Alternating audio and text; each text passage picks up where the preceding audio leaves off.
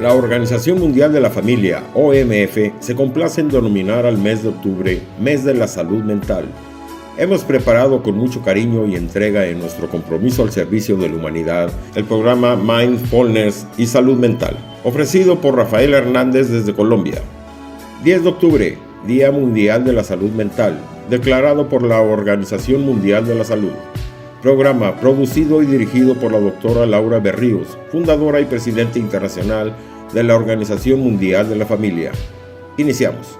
Buen día, familias del mundo. Una vez más, la Organización Mundial de la Familia, pensando en usted, hicieron un programa maravilloso dado el evento de este mes de octubre, que es el 10 de octubre declarado como Día Mundial de la Salud Mental. Más la Organización Mundial de la Familia declara todo el mes para ocuparnos de la salud mental. Particularmente, la Organización Mundial de la Salud indica que la salud se define considerándola como un proceso dinámico de bienestar que permite a las personas desplegar sus habilidades, afrontar el estrés normal de la vida, trabajar de forma productiva y fructífera y hacer una contribución significativa a sus comunidades. Salud mental incluye un buen vivir y un bienestar. Nosotros somos seres integrados desde diferentes aspectos: el área biológica, psicológica, emocional, social, relacional y trascendental. Por tanto, tenemos que vincular todos estos aspectos para lograr un equilibrio en la vida. En otros programas que hemos estado presentando, hemos hablado de diferentes aspectos de la salud mental. Hemos abordado el tema de las neurociencias, hemos abordado temas de cómo acompañar a una persona que tiene una enfermedad mental. Hemos hablado de que la salud mental no puede ser un estigma de vergüenza, porque el cerebro es un órgano que se enferma como cualquier otro y tiene sus manifestaciones en la conducta, y que hay definitivamente diferentes aspectos de la salud mental dentro de líneas diagnósticas clínicas, dentro de líneas diagnósticas que se pueden prevenir y que están siendo generalizadas. Es una emergencia entender este concepto de manera natural, con aceptación, para poder abordar dentro de lo que se puede hacer, buscar la ayuda adecuada y también mirar qué elementos importantes tenemos que aprender, hacer un hábito de vida para mejorar. Pues bien, es emergencia también entender que la Organización Mundial de la Salud, en uno de los últimos informes, indica que hay 450,000 personas en el mundo que están padeciendo de problemas de salud mental. Pues no agravemos más esta situación, tenemos que prevenir, y si es que la situación se ha dado, buscar ayuda necesaria para salir de ello, y si la situación es clínica, con aceptación y amor, desarrollar todos los recursos necesarios y el apoyo que se requiere a nivel profesional. Dado todo este preámbulo, tengo el agrado de presentar a una persona maravillosa que va a tratar el tema de salud mental y mindfulness. Miembro de la Organización Mundial de la Familia, tengo la alegría de presentar a Rafael Guillermo Hernández Molina, que a continuación les indico su breve reseña. Rafael Hernández Molina, miembro de la Organización Mundial de la Familia con mucho honor y alegría, es mentor de desarrollo humano y organizacional, facilitador de mindfulness con especialización en mindfulness para la salud y el desarrollo integral de la Escuela Española de Desarrollo Transpersonal. Conferencista, escritor, educador terapeuta holístico, presidente del Collegium Mindfulness y vicepresidente para el sur de América de la Red Global de Mentores. Es un honor y una alegría tener a Rafael con nosotros, pensando en ustedes en este maravilloso programa, donde vamos a enfocar el para qué y el cómo podemos nosotros desarrollar hermosas habilidades dentro de esta hermosa herramienta que está basada y comprobada a nivel psicológico, neurocientífico, y darle el sustento adecuado y proporcionarles a ustedes cómo lograr salud mental, cómo prevenir y cómo solucionar muchos problemas del aquí y el ahora. Rafael, adelante, por favor. Bienvenido. Muchas gracias, Laura. Un cordial saludo para todos los que nos acompañan en este magnífico evento organizado por la Organización Mundial de la Familia en el mes de la salud mental. Después de esta magnífica introducción que nos has hecho recordando el concepto precisamente de salud de la OMS, solo me queda agregar una mirada adicional, y es que cuando de salud mental se trata, hemos estado muy acostumbrados a las etiquetas, a los diagnósticos basados en el manual de diagnóstico de la Asociación Americana de Psiquiatría, el famoso DSM, que básicamente lo que hace es rotular e indicar si una persona entra en la clasificación de un determinado estado.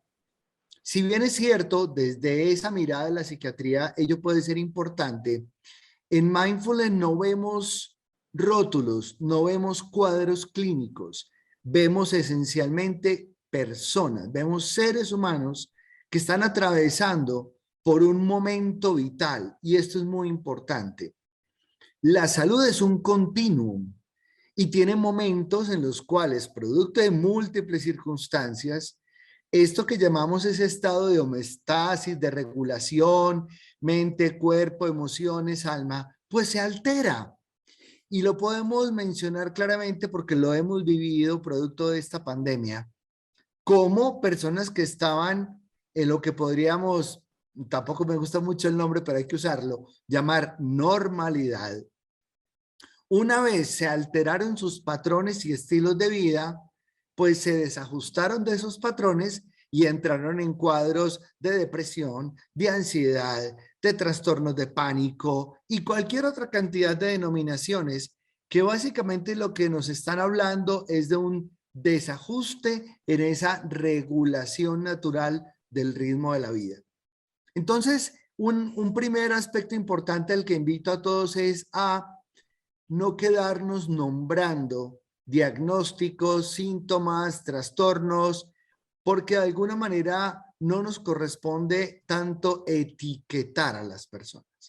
Cuando decimos tú eres y señalamos, ya estamos agravando el problema y la situación porque estamos identificando a la persona con un determinado cuadro que tiene una lista de síntomas y que no necesariamente la persona va a presentar totalmente. Entonces, uno de los elementos esenciales que nos enseña el mindfulness es a desidentificarnos del nombre, de la nominación. Porque cuando tú dices yo soy, voy a poner un ejemplo en términos de salud física, yo soy gordo. Yo soy es un estado estático, permanente, que es muy diferente a decir yo estoy con algunos kilos de más. Ahí podemos ver dos referentes totalmente diferentes. En el primero hay una identificación con el estado. Entonces, si yo digo yo soy ansioso, yo soy depresivo, yo soy enfermo mental, de alguna manera estamos construyendo una identidad de nosotros basados en esa denominación. Me encantaría, permíteme afianzar un poquito esto que tú dices.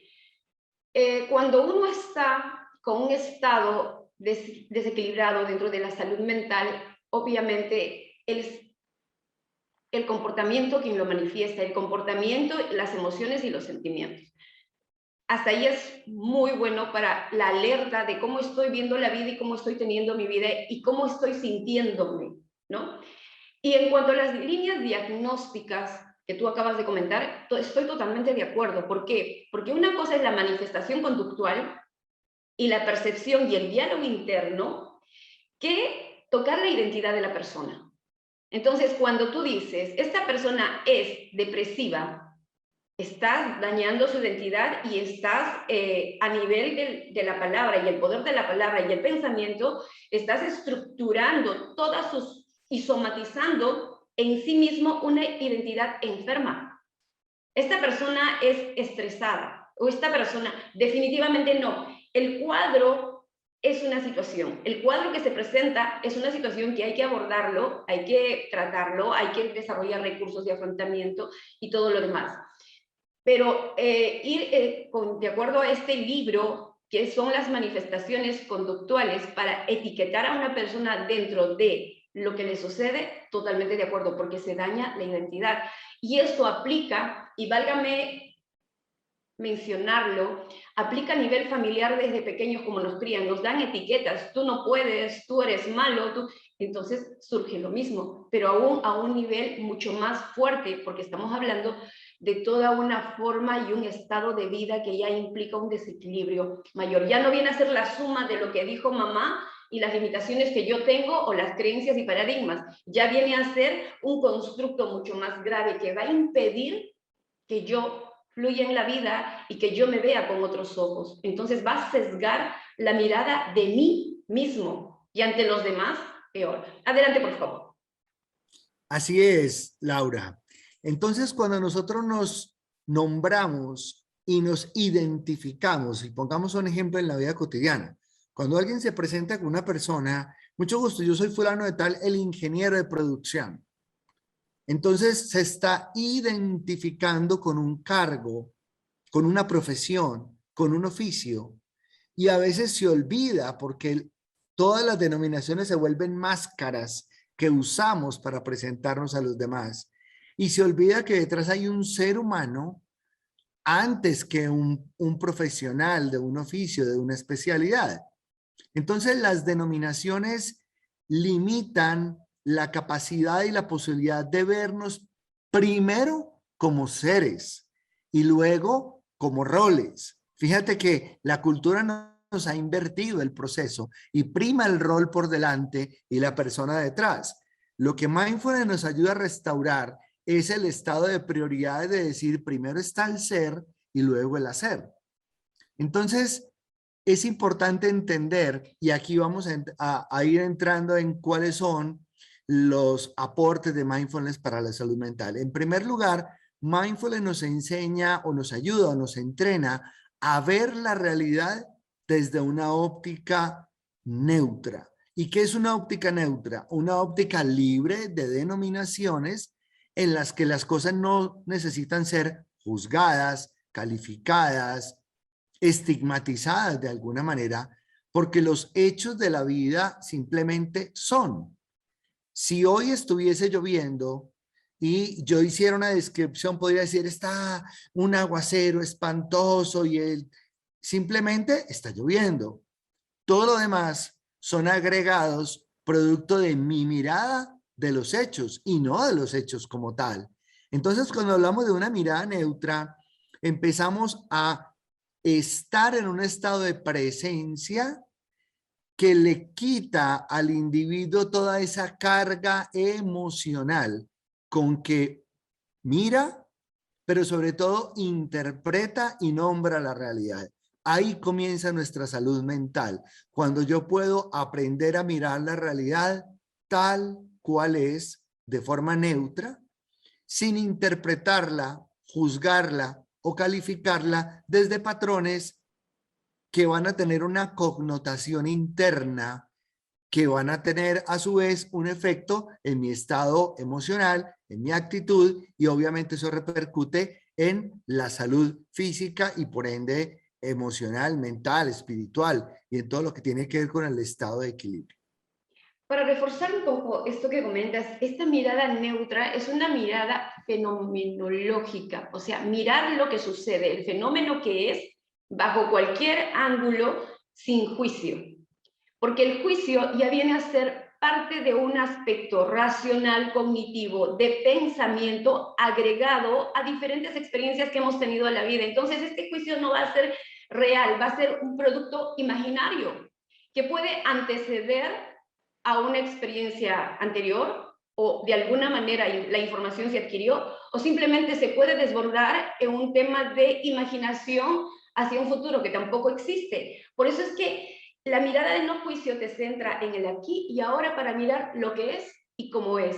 Y esto genera calma, tranquilidad. Más me encantaría que nos compartas un poco más de todos estos beneficios maravillosos del estar aquí y ahora, que es el pilar básico del mindfulness. Estamos conectados y en sintonía, porque ya iba para allá. Precisamente mindfulness se le puede definir como el arte de estar presente, es decir, en este momento, aquí y ahora, pero además darme cuenta de lo que pasa mientras está pasando. Y vamos a profundizar en ello. Los seres humanos pendulamos mucho entre pasado, presente y futuro. Generalmente el pasado nos trae dolor, tristeza, culpa, ¿sí? Con los recuerdos. Y el futuro nos puede despertar ansiedad, miedo, preocupación de lo que pueda pasar. Pero cuando estamos establecidos en el presente y vemos lo que hay, disminuimos la posibilidad de estar mirando aquello que ya pasó o lo que no ha pasado y nos situamos, nos quedamos observando y habitando lo que realmente hay. Entonces hay un primer estado fundamental de es aprender a permanecer en el presente. ¿Y esto cómo se logra? Preguntas poderosas. Si yo me doy cuenta que estoy, como decimos, rumiando pensamientos y mi mente está por ahí brincando, como dicen algunos teóricos, de rama en rama cual mono, entonces yo puedo preguntarme algo tan simple como, a ver, ¿esto es real o me lo estoy imaginando? Porque eso ya me devuelve a una observación mucho más conectada con el momento actual para decir, ah, no, esto no está ocurriendo. Esto es en mi imaginación. En este momento nada de ello está pasando. ¿Qué está pasando en este momento? Ah, en este momento respiro, escucho sonidos, siento mi cuerpo. Entonces, cuando yo dirijo la mirada a lo que hay en el momento presente, y ese es el ejercicio básico que hacemos siempre en mindfulness, dirige la atención a tu momento presente. Siente tu respiración. ¿Qué ves? ¿Qué oyes? ¿Qué escuchas? ¿Qué saboreas? ¿Qué palpas? ¿De qué te das cuenta ahora? Ello nos devuelve siempre a este instante. Lo segundo, entonces puedo observar eso que está pasando y darme cuenta mientras está pasando. Ah, siento una corriente de viento que entra por esta ventana que está abierta y refresca o impacta mi rostro. Siento la corriente de aire. Eso es un evento de este momento. Cuando nosotros somos capaces de permanecer y de habitar más tiempo el presente, comienzan a disminuir todos los efectos que se generan en el cuerpo producto de lo que mencionamos ahora, los recuerdos y las emociones del pasado o las ansiedades y temores acerca del futuro. Exactamente. Y también permite que podamos disfrutar a plenitud lo que estamos viviendo y haciendo, porque estamos en automático, no nos damos cuenta de qué comemos y de qué hacemos, y pasa el tiempo y no nos percatamos, no conectamos con esto que se llama vida. Y es fundamental el aquí y ahora, porque es donde nos da el poder de tomar acciones para cambiar aquello que no queremos, para revisar los resultados y lo que sí estamos viviendo. Y si no nos gusta, el aquí y ahora pues nos invita a decir, esto que vivo no me agrada, estos resultados que he construido desde hace mucho, y son resultados obviamente, no están ahora acorde a mi realidad ni al momento de vida que yo estoy viviendo. O sea, el momento de vida, porque estás contactando con tu aquí y ahora, y en este momento actual ya aquello que solías hacer antes, pues ya no es efectivo, ya no te sirve, porque las personas avanzamos. Se presentan dificultades en la vida de diferentes maneras, tipo pandemia y muchas otras que podrían venir. Entonces, el hecho de ponerte aquí y ahora te da la apertura y la flexibilidad de contactar con ello para solucionar lo que necesitas solucionar. Y lo otro que acabas de mencionar, que es magnífico, es que el pasado, si nosotros nos anclamos al pasado, vamos a degenerar en un tema de estrés, perdón, depresión. Dicen, exceso de pasado, depresión. Estamos desconectados de nuestro presente. Tu mente, todo está allá. Y aquí, nada. Y te estás perdiendo de vivir, te estás perdiendo de contactar con los seres amados, te estás perdiendo de todo. Y ni siquiera te das cuenta de tu respiración probablemente. Y el exceso de futuro, el temor, el miedo, aparte de generarte todo esto, la inseguridad, la incertidumbre en la que ahora estamos todos en un círculo vicioso, pues te genera la ansiedad. Y esto se somatiza también con respiración, con taquicardias, con fobias. Entonces, no es que el estado de salud mental y el desequilibrio se presenta de inmediato. No, es un proceso de perderte de tu aquí y ahora e irte por otros lados que no te corresponden. Ahora, ¿qué pasa con el estrés? El estrés es netamente vivir cargado de todo lo que ocurre y quedarse en la frustración y no en la aceptación para que fluya tal cual son los eventos. De eso mismo estabas comentando. El hecho de esta mirada de no juicio te hace aceptar y no luchar con lo que hay para tomar una decisión y tomar acciones. Y no te quedas en la frustración, en la rabia, en el tema de bloqueo y en la culpa. Me encantaría mucho que profundices al respecto, mi querido Rafael. Totalmente de acuerdo contigo. Antes de ello, quisiera mencionar algo que para mí es el corazón del mindfulness. Mindfulness fundamentalmente es experiencia, no teoría. Tú te puedes leer un libro de mindfulness y tienes datos acerca del mindfulness y puedes recitar de memoria los conceptos, las definiciones, las teorías, las investigaciones de neurociencias, etcétera, etcétera. Pero ahí solo tienes datos. Si hay algo absolutamente poderoso del mindfulness, es que es llevarlo a la vida cotidiana, no solo como una herramienta que yo aplico en situaciones de, vamos a mencionar diferentes ejemplos. Cuando tú practicas piano, tú cuando estás sentada frente al instrumento y estás practicando un concierto, haciendo un ejercicio, estás ejercitando el piano, pero termina el ejercicio y tú sigues en otras actividades de la vida cotidiana y ya no estás más frente al piano. Cuando tú vas y practicas un ejercicio físico en el gimnasio, pues estás en la máquina y ahí está tu cuerpo. Pero una vez que terminas y vas a otra actividad, dejas de estar haciéndolo. Mindfulness tiene la bondad de permitirte estar 24 horas, 7 días, 365 al año. Porque mindfulness es una forma de habitar cualquier experiencia que estés realizando. Entonces no es una técnica que yo voy a utilizar cuando tengo estrés. Es un ejercicio que voy a emplear cuando me estoy desbordando en emociones. Mindfulness se incorpora como una manera de hacerlo todo, de vivirlo todo, de practicarlo todo. Entonces, esa experiencia, porque desde que abro los ojos, yo puedo estar en contacto con este momento presente. Si me estoy duchando, puedo estar consciente del agua, del olor, de la fragancia del jabón, y no salir, y a veces me pasa como, a ver, yo sí me puse el champú hoy, ¿no? Porque como decías tú ahora, vamos en un estado de automatismo tal que no recordamos 20 minutos después lo que hicimos antes. Y eso quiere decir que no vivimos conscientemente esa experiencia. Por lo tanto, cualquier actividad humana, bañarse, comer, conducir, estar en una reunión, escribir, cualquier actividad puede ser hecha bajo un estado de presencia plena. Y aquí viene el primer carácter fundamental de mindfulness como un estado de prevención hacia la salud mental.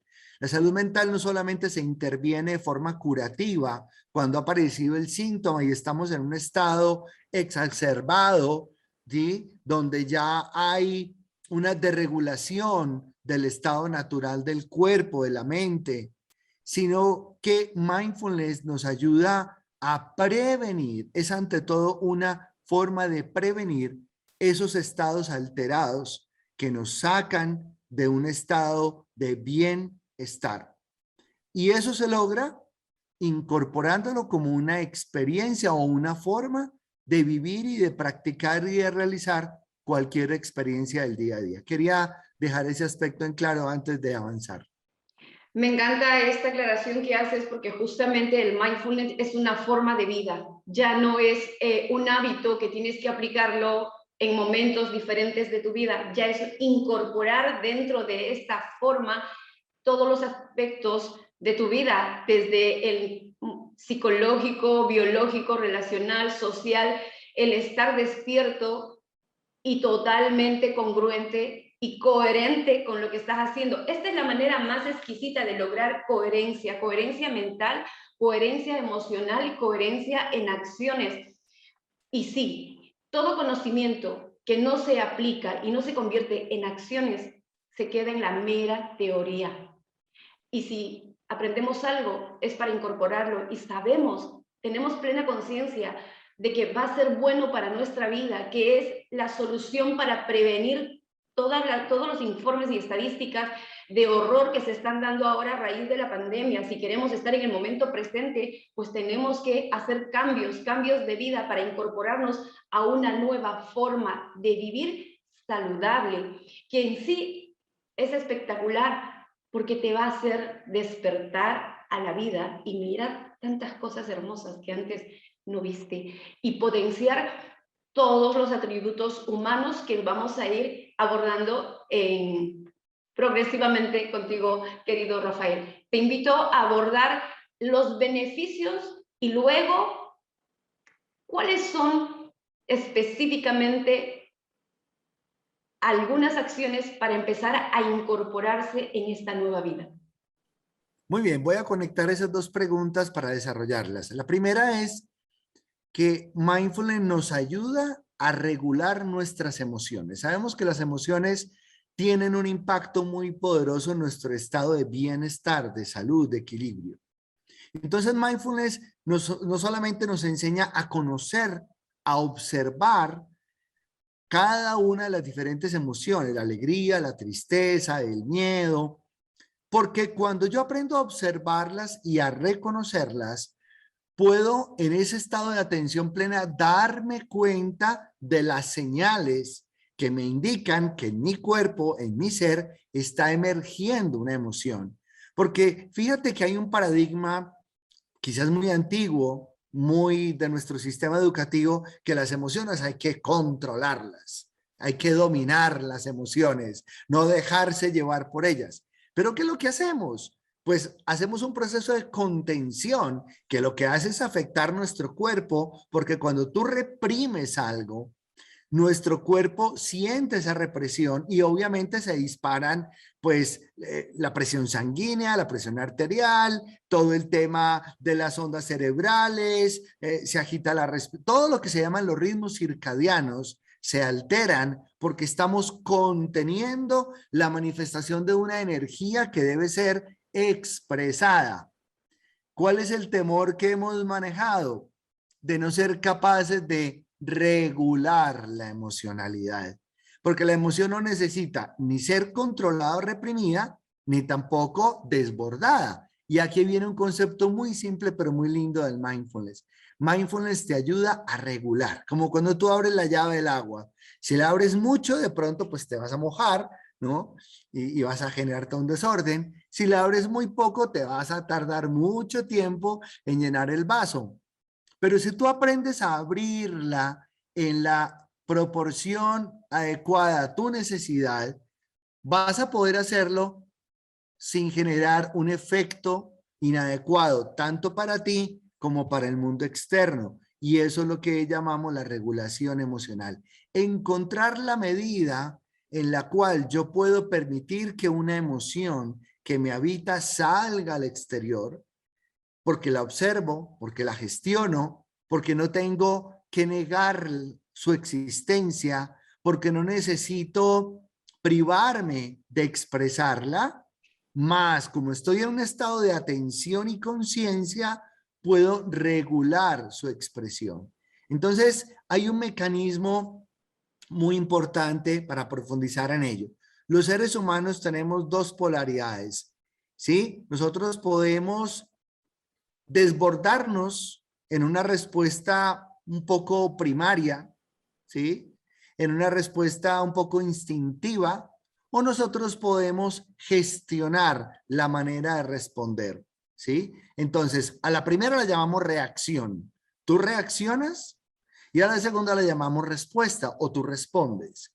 Entonces, te pasa alguien en el vehículo muy cerca al tuyo o a una alta velocidad o se interpone. Tú puedes reaccionar y gritar y decir 20,000 cosas, o tú puedes responder de una manera más preventiva y simplemente entender que la persona puede estar desatenta, puede tener más prisa, pudo no haberse dado cuenta, pero sin necesidad de desbordarte en esa emoción, y puedes respirar, expresar lo que está ocurriendo en ese momento y soltarlo, más no quedarte media hora pensando todavía en el hecho y que llegas al lugar y te bajas y le cuentas, no saben lo que me pasó ahora, porque te quedaste atado a ese momento. La regulación permite en que tú enfrentes esa situación, expreses y libres la emoción y ya, no tienes que dejar la llave abierta porque vas a desperdiciar una cantidad de agua. Igual pasa con nosotros. La energía vital que nosotros consumimos en cada hecho que vivimos es indicadora de nuestro estado de salud. Se parece un poco, y vas a usar la analogía del móvil. A todos nos ha pasado que tenemos muy poca cantidad de pila y necesitamos ir a conectarnos a nuestra fuente vital. Pues con las emociones pasa lo mismo. Si tú te desbordas, te gastas la pila interna y luego vas a necesitar un estado de recarga, que es la paz, la respiración, la serenidad, la meditación y toda una cantidad de recursos que nos da el mindfulness. Entonces, regular la emoción es regular la cantidad de energía que tú necesitas para realizar las actividades del día a día. En conclusión, mindfulness te enseña a observar la emoción, identificar sus señales, permitirte una expresión saludable de tu emoción, regulando la cantidad de expresión de ella emoción y por ende gestionando muy bien tu energía vital. Primer aspecto importante de los beneficios y de la práctica del mindfulness a nivel de las emociones. Sí, esto es maravilloso, querido Rafael. ¿Por qué? Porque la gestión emocional, el fluir en las emociones para aprender a regularla, el estar despierto y en contacto con ella, permite este equilibrio. ¿Cuándo y cómo es que se proponen los desbordes emocionales en una persona? Cuando no está en contacto, cuando no la identifica, no se conoce, no las conoce, entonces las acumula, las aguanta y de pronto se desborda porque revienta. Y ahí está el 99% de enfermedades del ser humano. El 99% de las enfermedades es de origen emocional, es somatizado, son psicosomáticas. ¿Por qué? Porque alteramos toda nuestra bioquímica y va a generarnos un desequilibrio.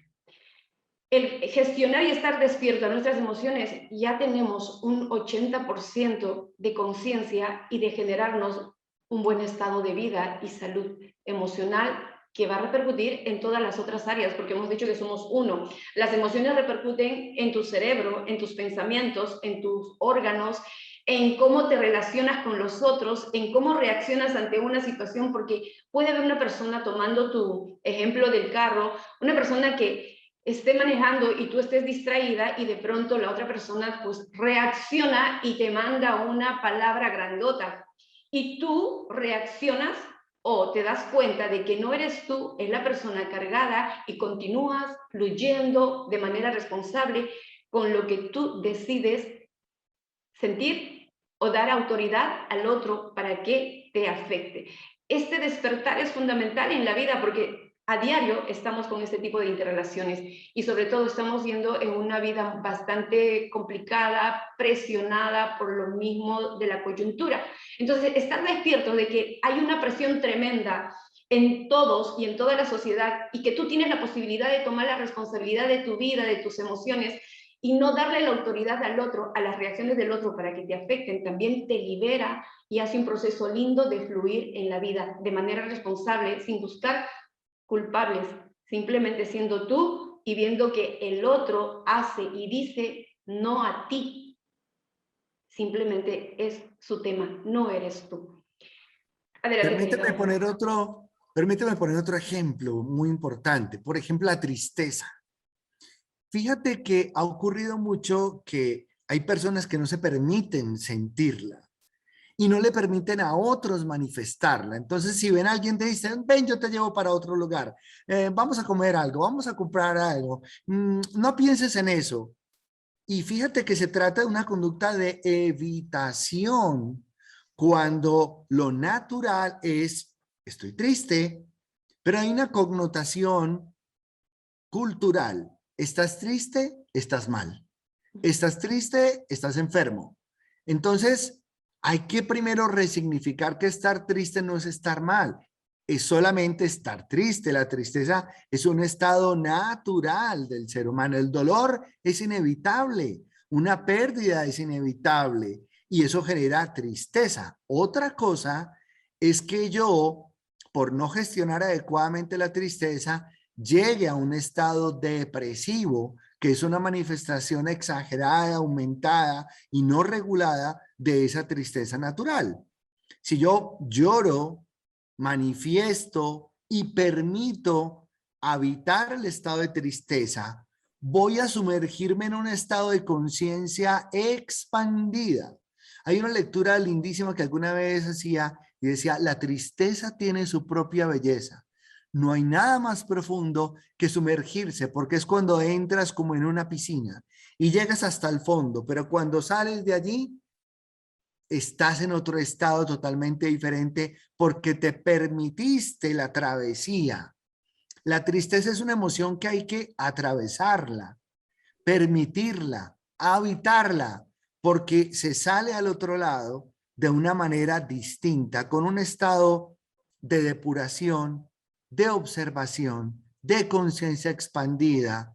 No hay nada más profundo que habitar la tristeza para verse a sí mismo, para resignificar, para sanar, para transmutar, perdonar, olvidar. Porque cuando yo estoy allí, puedo verme a mí mismo en ese estado y reconocer desde ese estado de conciencia que nos da el mindfulness, que es la posibilidad de verme, como decíamos ahora, de manera neutral, de identificar situaciones y resolverlas. Entonces puedo trascenderlas, pero cuando yo las evito o las niego, pues eso se queda acumulado, llega otra situación y me las dispara. Yo digo, pero ¿por qué estoy tan mal si lo que pasó no es para tanto? Pues es que no estás procesando este momento. A lo mejor estás procesando tristezas añejas que estaban guardadas en ti, que en su momento no las aceptaste, no las permitiste y que ahora simplemente se activan con lo nuevo que ocurrió. Muchos seres humanos procesan hoy tristezas añejas. Hay una metáfora que me encantaría emplear, que llorar es limpiar el alma. Sales con una ligereza y una mirada diferente la vida y a las otras personas. El llorar y sentir tristeza. Bueno, el llorar es una canalización orgánica, somática de la tristeza, que es fundamental, pero sentir tristeza es muy importante y atravesarla porque te permite ser empático con el otro, te permite comprender el dolor del otro y esta tristeza es parte de nuestra vida. Y aquí me quiero ir un poquito a las familias y a los papás y a los hijos. Los hijos sienten tristeza y tienen que llorar y manifestarla, pero la buena intención de los papás es no te pongas triste, no pasa nada, tú eres valiente. Entonces están bloqueando la emoción, la necesidad de pasar este proceso maravilloso de ser empáticos y entender también las diferentes situaciones de sus pares, de sus amiguitos, de su entorno, del proceso de vida que les toca vivir. Y llegan a adultos con este estigma de que no sientas tristeza, yo soy tu mejor amigo, vamos a tomar unos traguitos, vamos a bailar, no pasa nada. Y cuando hay una pérdida, un duelo, porque terminó una relación de pareja o porque murió alguien, perdiste el trabajo, lo que implica pérdida va a procesarse en un duelo. Si cambiaste de ciudad, cambiaste de país, de casa, son sentimientos. Si murió una mascota, son sentimientos de pérdida y de dolor. El dolor tiene que ser procesado y el dolor es inevitable. Y el sufrimiento es una opción, el sufrimiento es una decisión. Y cuando nos quedamos enganchados a este sufrimiento, ¿qué pasa? La depresión, obviamente. ¿Por qué? Porque ya tu cerebro, tus neurotransmisores, tus químicos internos se alteran y vas a ocupar un estado específico que quizás ya no sea el origen de algún tema, sino ya es una tristeza irracional. Es un estado permanente, ya bioquímico. Esa es la depresión. Podemos prevenir muchas cosas reconociendo nuestras emociones y dándoles la gestión adecuada sin llegar al bloqueo y al desborde y a la reacción primaria, primitiva. Somos seres humanos que estamos en un proceso de crecimiento, de desarrollo, de conocimiento, de ampliación de conciencia para tener una mejor vida. Adelante, por favor, Rafael. Claro, me da pie para dos cosas más. Fíjate el ejemplo tan lindo que pones del padre, la buena intención con el hijo. Eso no vale la pena. No te preocupes por ello. Pero a lo mejor este chico venía entrenando todo un año para el partido y perdieron la final del campeonato que para él tenía un valor, una significación muy importante. El papá, en su buena intención, le dice, eso no vale la pena. ¿Cómo que no vale la pena si para él era lo máximo estar en el campeonato, en la final, ganar el torneo? Otra cosa es decirle, comprendo cómo te sientes. Comprendo que para ti era importante ganar el partido. Y aquí aparece una de las ramas del mindfulness muy linda que me encanta y la quiero nombrar ahora, que es el Mindful Self-Compassion, el mindfulness de la compasión. Y es que la compasión, en primer lugar, no es lástima, ¿no? No es, ay, pobrecito tú, sí, ya lo siento. No, la compasión es un estado muy poderoso interno, ese que hablabas ahora de la coherencia cardíaca que viene del fondo del alma. Yo lo llamo sentimientos nobles, porque nos conecta con lo más puro del ser humano. Entonces la compasión es una forma de ver al otro, de entender al otro y de desear genuinamente desde lo más profundo de mi ser que el otro esté libre de dolor y sufrimiento, que pueda transitar por ese momento y que finalmente logre la paz interior. No es evitar que el otro pase por ese estado, es habitar en presencia de contención, de apoyo y de amor ese tránsito del otro, es acompañar al otro por donde va, no evitarle el camino. Y en ese estado de compasión soy absolutamente generoso para entender que el otro a lo mejor necesita este hombro para que pueda llorar allí. A lo mejor necesita es un abrazo que le diga, ven, llora aquí, o ven, te abrazo ese dolor. Es desde esa mirada generosa y bondadosa comprender qué necesita el otro. Necesita soledad, necesita silencio, necesita compañía, porque no es lo que yo quiero o lo que yo creo, es verdaderamente cuál es la necesidad del otro. Mindful Self-Compassion nos permite llevar la compasión en dos direcciones. Me veo a mí en el estado del otro y comprendo qué provoca ese estado en mí y cómo lo gestiono. Porque si hay alguien que está triste y esa tristeza me moviliza internamente, pues aquí hay un mensaje de salud para mí. Y a la vez hay un estado de presencia y acompañamiento del otro. Por eso la compasión es en doble vía, autocompasión y compasión con el otro. Y eso es también una forma de salud, porque nadie da lo que no tiene. Si yo no genero conmigo mismo estados autocompasivos, no voy a estar preparado para luego acompañar a otro. Entonces, la salud o ese estado de equilibrio que yo quiero generar en el otro, tengo que aprender a generarlo por supuesto, en mí mismo.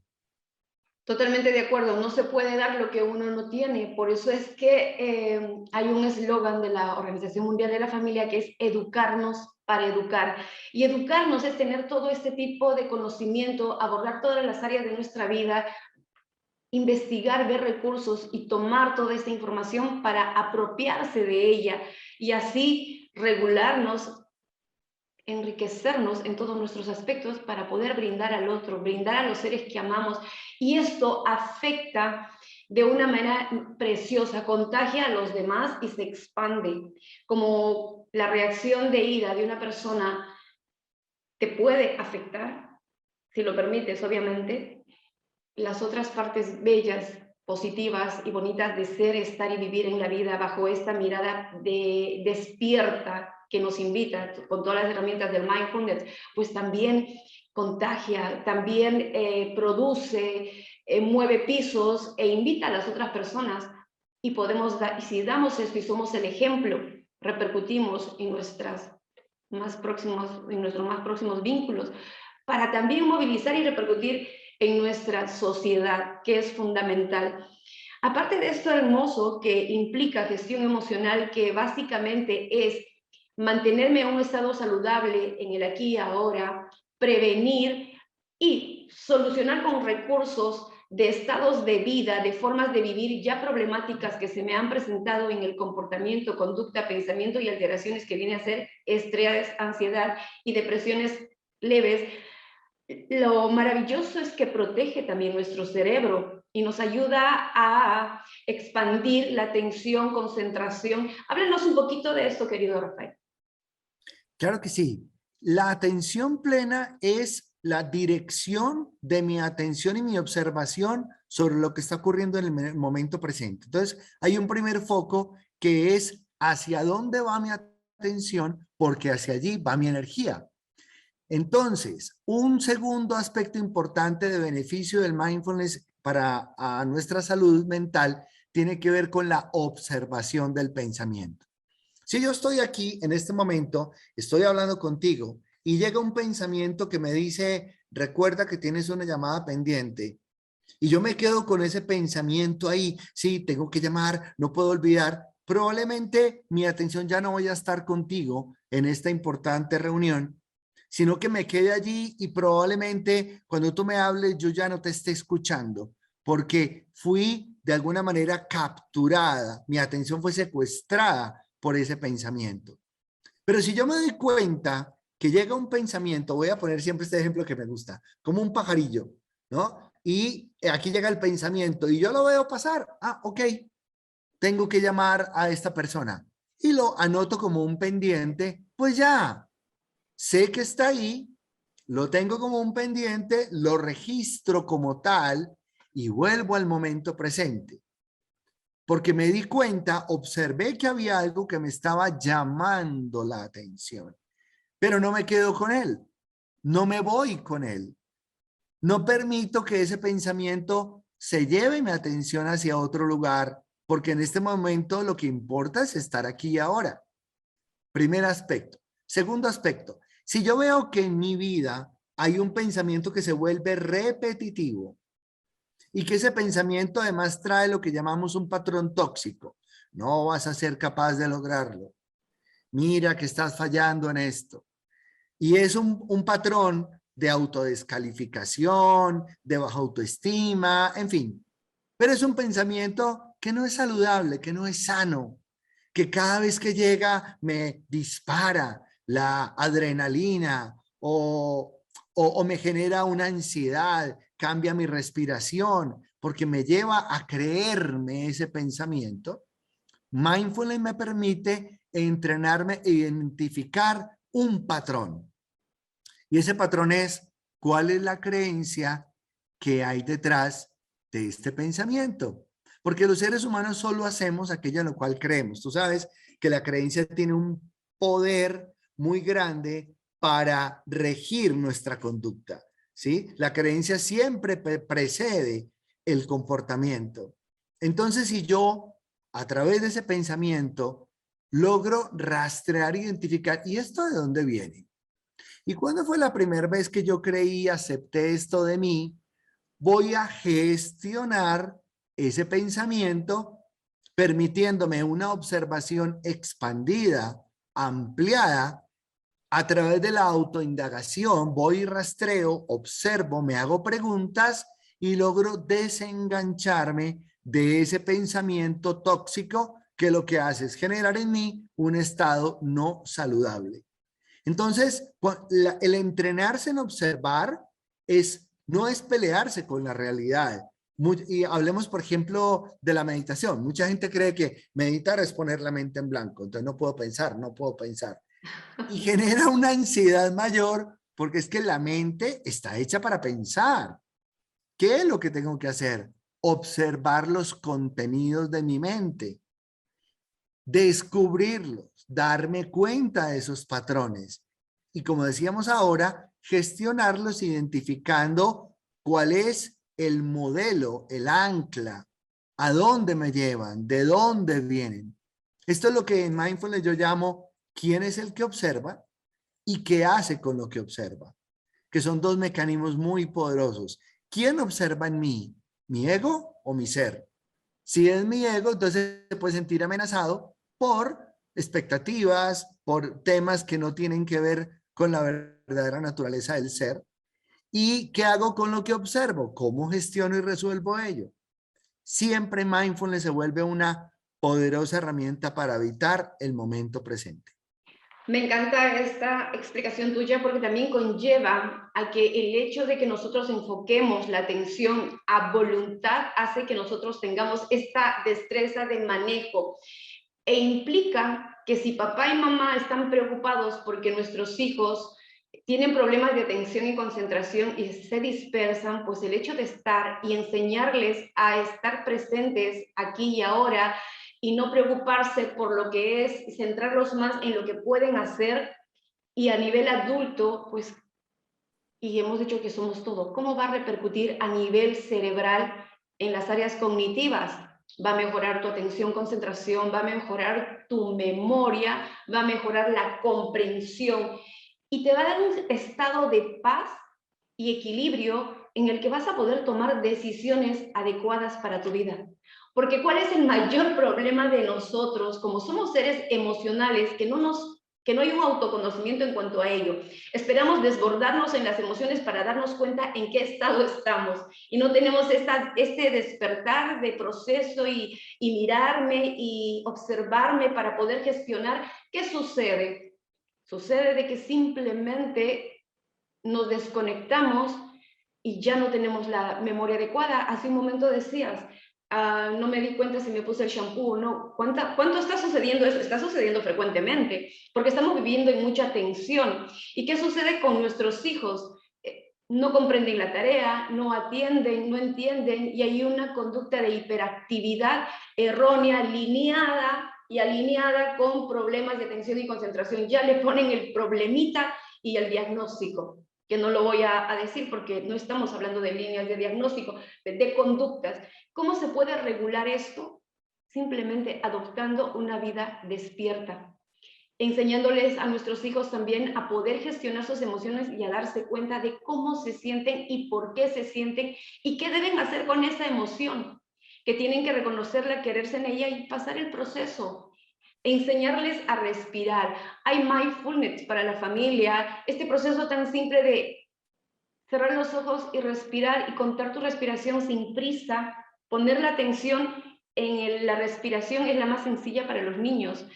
Hay muchos estados complejos de meditación, pero vayamos a lo más orgánico, a lo más simple. No necesitas posiciones de mudra, simplemente un lugar tranquilo donde pongas tu foco, tu atención en lo que necesites observar. Puede ser un punto fijo, puede ser el mar, la naturaleza, o también este estado de meditación cuando las personas oran, porque su foco y su mente está en esta oración elevada a un nivel trascendental. Entonces hay muchas formas de acallar la mente. Imposible ponerla en blanco. Se trata de acallar. Se trata de que estos disparos de rumiación interna, autosaboteadores, inconscientes, empecemos a bajarle la voz y nosotros pensemos lo que queramos pensar, dirijamos nuestra mente como queremos dirigirla. Esto nos invita a estar más despiertos y a construir la vida que queremos tener. Adelante, querido Rafael. Sí, otro aspecto que quiero mencionar es el tema de la creencia que tenemos que somos capaces de realizar varias cosas al mismo tiempo. El famoso multitasking, multitarea. Pero resulta que el cerebro solo puede habitar y procesar una información a la vez. Yo siempre pongo el ejemplo. Tú puedes abrir la computadora, tener 10 páginas del navegador abierto, 5 o 6 archivos del procesador de texto, de la hoja de cálculo y las presentaciones. Pero ¿en cuántos archivos puedes estar al tiempo? Uno solo. Tienes que cambiarte si quieres ir al otro. Entonces, la atención funciona así. Cuando nosotros queremos estar, los chicos en la casa, haciendo la tarea pero con el celular en la mano, la televisión prendida, el juego iniciado y a la vez están organizando alguna tarea que le ha puesto la mamá. No, el cerebro con ese exceso de estimulación no puede habitar los estados de calma. Porque la sobreestimulación lo que hace es aumentar la dispersión de la atención que tú mencionabas. Entonces, una fórmula muy poderosa se llama uno a la vez, una sola cosa a la vez. Y permítete, además, llegar hasta donde el tiempo te permite gestionar ese asunto. Voy a explicarlo de esta manera. Supongamos que estamos vamos al mundo del trabajo, para poner otro ejemplo. Y entonces estamos en una reunión, pero se termina el tiempo y no acabamos y decimos, bueno, vamos a agendar otra reunión. Y ya nos tenemos que ir para otro espacio. Ok, entonces dejamos un pendiente. Pero nos vamos para la otra reunión con ese pendiente aquí. Y llegamos a la otra reunión y entonces, ¿para cuándo fue que quedó? Y la reunión ya empezó. Y yo tengo que llevar el informe. Y claro, cuando vamos a volver, ya han transcurrido 5, 10, 15 minutos y el cerebro se fue, se quedó en la actividad anterior porque no hubo un cierre de la experiencia. Si yo no puedo terminar una tarea y tengo que ir a otra, lo mínimo que puedo hacer es decir, ok, ¿en qué estado queda esta tarea? ¿Cuál es el pendiente? ¿Dónde quedo para recordarlo? Lo registro, lo anoto, ahí mismo en la libreta, en el archivo, donde esté, me doy cuenta, pongo alguna señal de ayuda, un separador, así como cuando estamos leyendo un libro, que marcamos con el separador del libro, igual. Y digo, esta actividad termina aquí, ahora voy para otra. Porque cuando yo me digo eso, le estoy recordando a mi mente que ya no se va a quedar fijada allí, sino que va a pasar a otra y va a poner su atención, voy a migrar de a, y ahora mi atención va a estar habitando ese nuevo lugar, ese nuevo espacio, esa nueva experiencia.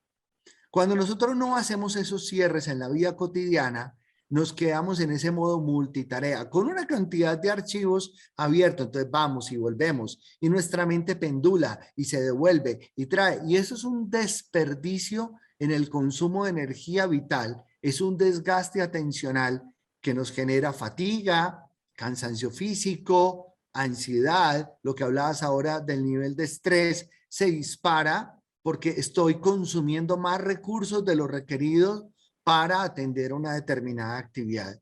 Entonces, el monotarea es muy importante. Y déjame termino con este ejercicio para los padres. Pueden salir al campo y jugar con los hijos a ver las nubes. Tan simple como eso. ¿Qué ves en esa nube? Porque eso hace que el chico ponga a la chica la atención ahí y juegue. Y déjalo que él interprete lo que quiera, porque su mente a la que está mirando, no le digas, no, no, no, tú tienes que ver que ahí hay un caballo, o esto se parece más a, ¿qué ves? Porque así entrenamos a ese observador libre y despierto que se permite gestionar lo que hay, con lo que hay, con lo que hay en su interior. Ejercicios tan simples como, vamos a escuchar qué sonidos hay en este campo, en el bosque, en la playa, en el jardín de la casa. ¿Qué escuchas? ¿No? Pasó un vehículo. Ah, ok. ¿Y cómo es ese sonido? O de pronto, mira, el gato maulló o ladraron los perros del vecino. ¿Qué hay? ¿Qué escuchas?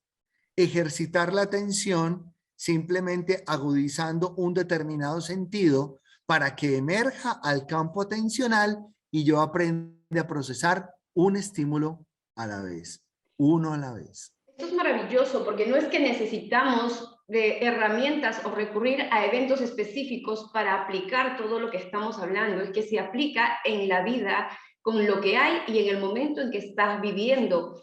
Y simplemente quizás pueden estar compartiendo una película y después decirle, ¿y qué entendiste de la película? ¿O qué actuación te pareció más idónea? ¿De qué personaje? No sé. Centrar la atención y dar una opinión propia con libertad, porque las formas de pensar y apreciar de cada uno son individuales y no tienen que estar direccionadas ni influenciadas por el otro. Y es importante empezar a respetar a nuestros hijos desde este ángulo para desarrollar en sí mismos esta capacidad de pensamiento crítico, analítico y propiamente a futuro se estructure una personalidad capaz de gestionar su propia identidad. Es fundamental. Y quiero aprovechar este tema del multitask para dar un mensaje a las mamás, al género femenino, porque dada nuestra estructura cerebral que nosotros somos muchos más hábiles para desarrollar estas actividades seguidillas, porque no se hacen a la vez cosas, esto lo acabas de aclarar, sino esas cosas seguidillas pues nos hace que nos perdamos de lo que estamos haciendo, que nos perdamos de disfrutar con nuestros hijos, que nos perdamos de vivir aquí y ahora, porque estamos acostumbradas a cocinar, a la lavandería, a atender a un hijo, a contestar el celular. Definitivamente que nos creemos maravillosamente dotadas con eso, pero ¿qué está haciendo esto? Perdernos de nuestra propia vida, de contactar con nosotros, de realmente disfrutar lo que hacemos y disfrutar de nuestro entorno. ¿Y qué sucede con ello? Nos estamos olvidando de nosotras. Y cuando nos olvidamos de nosotras es que no estamos cultivando absolutamente nada para nosotras y por tanto estaremos hechas un cúmulo de nervios, de presiones, somatizando, enfermando, y eso es lo que vamos a dar a nuestros seres amados y eso es lo que vamos a dar a nuestros hijos y así es como vamos a orientar sus vidas. O sea que una pequeña bola hecha caos. Adelante, por favor, querido Rafael. Sí, Laura, yo quiero mencionar que con ese ejemplo casero tan maravilloso, no se trata de lo que estoy haciendo, se trata del cómo y el desde dónde lo estoy haciendo. Yo recuerdo una anécdota así muy rápida, una vez en un taller hablando sobre qué cosas nos costaba dificultad realizar. Una señora ama de casa pone un ejemplo muy básico y dice, mire, yo peleo mucho con mi familia con el tema del planchado de la ropa. A mí eso me molesta, me perturba, yo no soy capaz, yo me vuelvo otro, sale Mr. Hulk dentro de mí. Y yo le decía, ¿y cuándo lo haces? ¿Y cómo lo haces? ¿Y a qué horas? ¿Y qué haces mientras lo haces? Finalmente, para no hacer muy larga la historia, lo que fuimos fue llevándola a que observara paso a paso qué era lo que de verdad lo incomodaba, para finalmente descubrir que la hora en que lo hacía era inadecuado, que quería hacer varias cosas al tiempo, entonces terminaba estropeando la ropa, pero además se le quemaba la comida, pero además, y claro, explotaba. Pero cuando descubrió que si planeaba y gestionaba diferente su tiempo y escogía hoy, lunes, voy a dedicar al planchado media hora. No tenía que quedarse 4 horas como lo hacía antes, el viernes en la noche o el domingo en la noche para dejar listas las cosas de la semana y terminar agotada. Simplemente necesitaba aprender a regular su atención, a abrir una agenda, ¿sí? Y a identificar cuál es el momento en el que mi atención está más dispuesta para realizar esa actividad. Es un poco también de llevar la planeación a la vida cotidiana, porque el multitarea nos hace creer que todo hay que realizarlo ya. Y a veces es un autoengaño. Yo me digo eso para justificar un rol, una tarea, una forma de ser o estar. Pero cuando lo desmenuzamos, nos damos cuenta que hay cosas que pueden ser puestas en un sitio, en un día y en una hora y ser gestionadas de una manera diferente. Querido Entonces, profe, preguntémonos. permíteme aquí una acotación. Y las personas que son multitask se consideran muy eficientes. Pero es Claro, que se hay una eficiencia autoengañan. tremenda en desconectarse de la vida y en ser una pequeña olla a presión a punto de reventar. Eso es lo que se tiene que entender frente a este multitask. No es maravilloso, es estar en un estado de vida de olla a presión que apenas te saquen la tapita vas a explotar. ¿Quién? La persona que esté a tu lado. ¿Y quién es la que está más a tu lado? Es tu familia, quien te ama, ¿no? Porque con ellos te permites todo. Entonces las interrelaciones familiares se ponen tóxicas, no saludables, y en vez de aportar, pues dañamos. La práctica del mindfulness también contribuye en esto que acabo de decir. ¿Cómo nos relacionamos con el otro?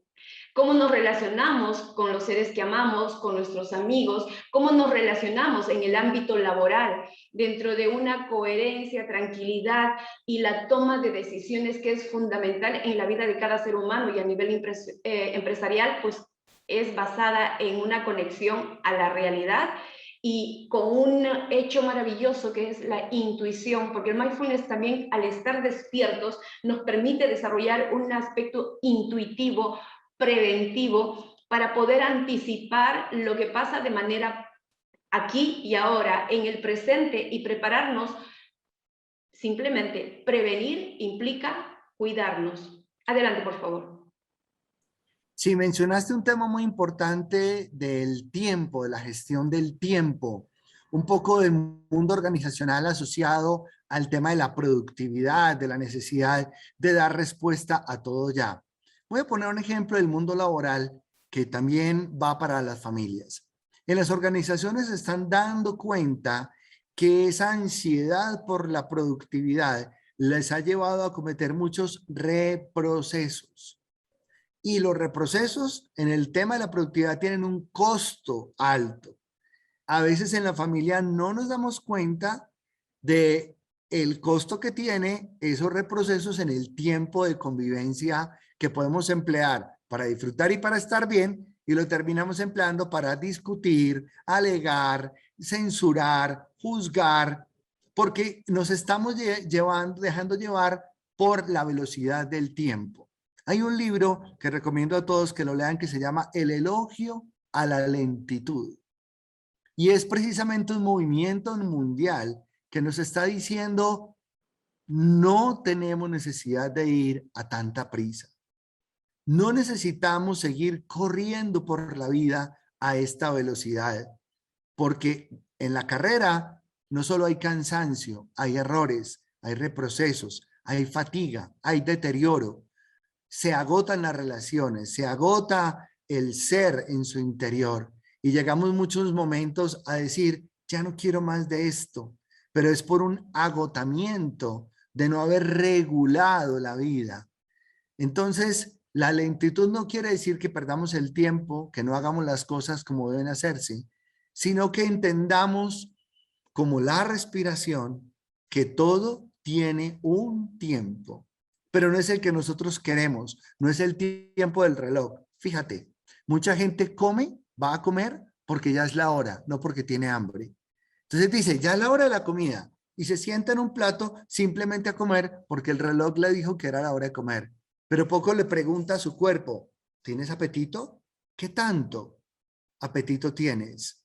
Y simplemente come porque hay que comer y se come todo lo que hay en el plato, pero no escucha su cuerpo, porque vive un tiempo cronológico, no un tiempo situacional referido al cómo estoy. Entonces es importante revisar y resignificar el manejo y el concepto que hacemos del tiempo.